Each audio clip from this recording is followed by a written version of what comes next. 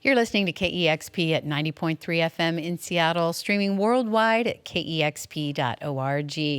I'm Cheryl Waters. I'm down here in the KEXP studios with Soak. Welcome back. Thank you very much for having us. It's wonderful to have you here. It's been a few years, and you've been super busy, and a brand new record, Grimtown. So excited to hear songs from that. You going to start us off with a couple? Yeah, absolutely. It's Soak live on KEXP.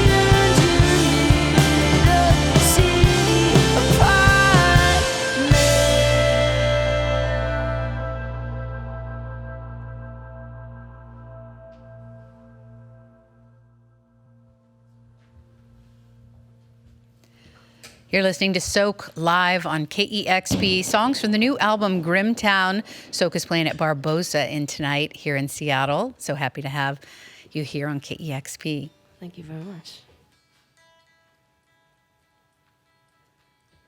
We're going to play another song now. This next song is called Knock Me Off My Feet. Am I right? I guess it is. It's a surprise. Whatever you say. I'm just going to fill in time so Tommy doesn't swear while I tune. Much appreciated.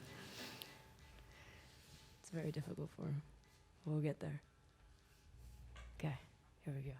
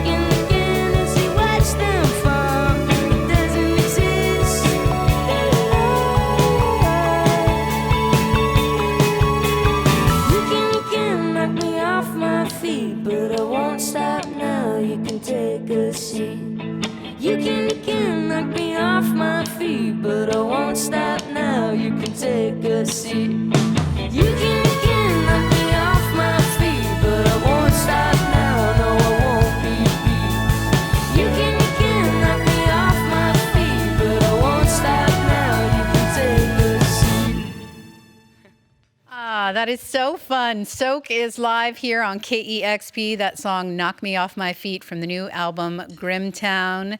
And Bridie, this new record has references to your hometown, Derry, in Northern Ireland, all over it. And that song is a perfect example of it. And you've said that you felt very supported growing up in Derry, and it sounds like in your family and in your community. Can you tell me a little bit about where you grew up and how the songs talk about that? Yeah, so I grew up in Derry, now famous for the Netflix show.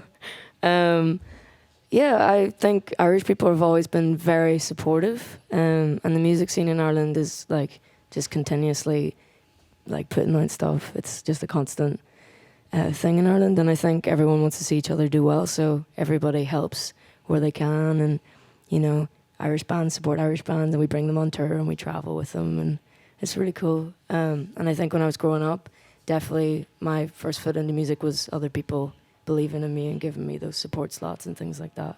It sounds like music has been a part of your life for a long time. I mean, you started as Soak when you were 13, but it sounds like music has been in your home since you were born. Yeah. I spent like a lot of my childhood years running around to like things my dad would play, Pink Floyd and Mozart and stuff like that. We had a sofa in our living room that was like one of those right-angled ones, and we would play like The Floor Is Lava, but to music, so you'd have to stop when the music stopped and things like that. So it was very consistent. I love it. I mentioned just now that you started as Soak when you were 13, and we had you in studio 4 years ago in 2015 when your debut album, your last album before We Got How to Dream, came out. And then it sounds like you've been almost touring nonstop since then, 3 or 4 years on the road. When you finally stopped and started writing a record, I heard that you had sort of a little bit of ambivalence and doubted yourself a little bit. How'd you push through that? Perseverance, for the most part. And I think I'd spent so much time on the road that when I stopped, I kind of forgot what it was like to be still. And I had to remember myself, I think. And what kind of got me through that whole period was remembering why I wrote music in the first place, which was me alone in my bedroom, talk about my problems because I was too shy to say to anyone I actually knew. And the way I got through the self-doubt and the kind of depressive state I was in was to start, I don't know, I guess, stop doubting myself and just start writing for the initial reason I started writing music, which was to make myself feel better. You've talked about not imagining a life without music, but it's clear the role that music plays when you're touring and playing a show every night. But I imagine you must have to sort of recenter yourself and figure out how music plays a life in your life when you're not on the road. Yeah, I went through a whole identity panic where I was like, if I'm not this Soak character, then who am I? And if I don't do music every single day, what do I do? And that was a big learning curve for me when I'd spent a lot of my teenage years kind of on tour.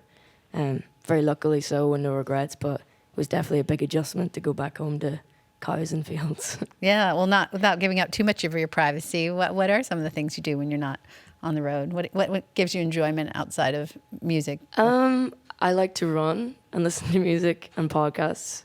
Very grown-up thing to care about. And I like to drive around with my friends a lot and explore. I like to play sports, which, I don't know, on this tour has got quite aggressive and I'm scared I'm going to hurt myself. We seem to get into the sports that are of the country, so right now we're very good at like American football, which is surprising given my height and build. But yeah, I draw a lot, and I write a lot, and I read a lot. It's a bit boring. It sounds very fulfilling, and it's good that you're so active. It kind of keeps you mentally and physically healthy on the road, and you clearly enjoy being with this band. You can tell just watching you play these songs. You want to introduce this crew to I do, yeah. Every time I have to do it, I feel like I'm going to forget their names. Who's the worst? Tommy McLaughlin to my left, who plays apparently everything. Looks like it. Yeah, from Donegal, and has nothing to say. And this is Sophie Galpin over here in front of me. Hello. Welcome. Thank you. From Northampton. Yeah. Represent. And this over here is James Byrne from Dublin. I don't know, I've never introduced you with your hometowns, but here we go. Hello. Hello, it's lovely to know where you're from. Speaking of your hometown, the title of your new record is Grimtown, and one might assume that is a reference to your hometown, but it sounds like it's not. Tell me that. It's, I get why people would assume that, and I think so much of my record is about my hometown, but in a love-hate kind of way, and just an honest way. And Grimtown is more a state of mind. And the way I wrote the record was I was trying to extract everything from my brain and all these problems and issues I was having and trying to resolve them or at least understand myself. And I was just taking them out and kind of viewing everything as if it was a plate and then turning it into this town. And I was just imagining like making my whole mindset into a location. And that way it was easier to kind of process what was going on. This album is super colorful, and I feel like you're learning and trying a lot of new things on here. What was it like going into making this new one and taking everything you'd learned from making the first record and touring for so much? It was terrifying at the start. I think, I mean, it was 4 years between my last record and this record, and in those times I'd grown up a lot and my music change had developed a lot, and even by the time my first record had come out, I was kind of over that kind of thing and wanted to, I don't know, develop my sound, I guess. So for this record, it was really exciting, and I felt like I had complete freedom to go anywhere with it and make any sort of music, and that's kind of what I did. I just didn't really limit myself, and I always had this fear of being too pop or too like basic or I don't know. And on this record, I was kind of like, if I like it, I like it, and you know, and that was really liberating to write that way so freely. The new record is called Grimtown. Soak is live here in the studios at KEXP. Does it feel different heading out on the road this time? It feels way different. I think I've learned how tour works now, and how to manage sleeping when I can and eating good and things like that. And it's definitely made a lot easier by the people that I travel with. They're all like parents to me, and they're very fun to be around. So, well, it's cool. Super fun to have you live here in the studios today. Soak plays at Barbosa tonight here in Seattle, and on Saturday we'll be in Chicago at Shoebuzz. And we got time for a couple more songs. Cool. This one's called Maybe. Could I get my click up a little bit, please? Thank you.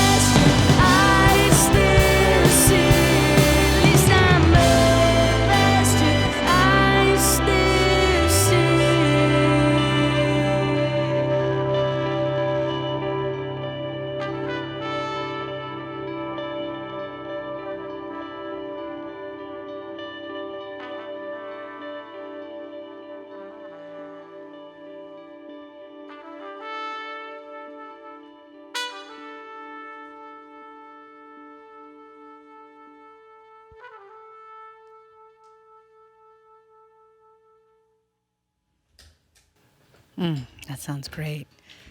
It's Soak live on KEXP.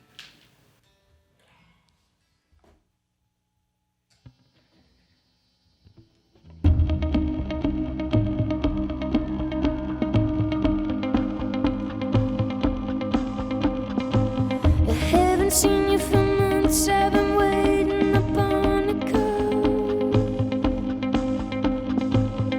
For a stranger's voice to ask if I'm sitting down. No one dare say it, but we're thinking the same thing.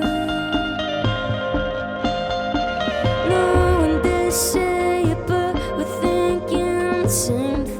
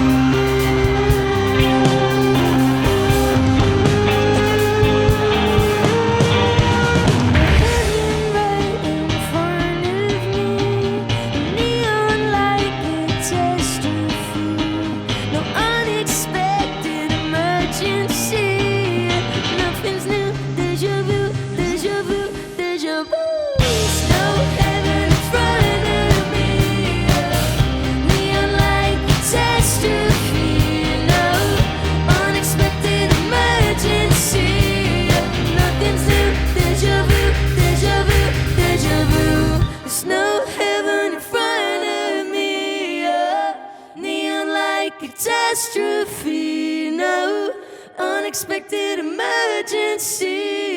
Nothing's new. Déjà vu, déjà vu, déjà vu.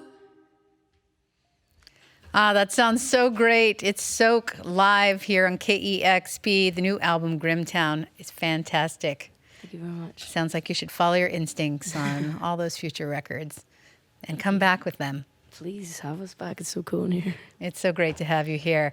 Soak is playing at Barbosa tonight and Saturday in Chicago. You've got it tuned to KEXP Seattle.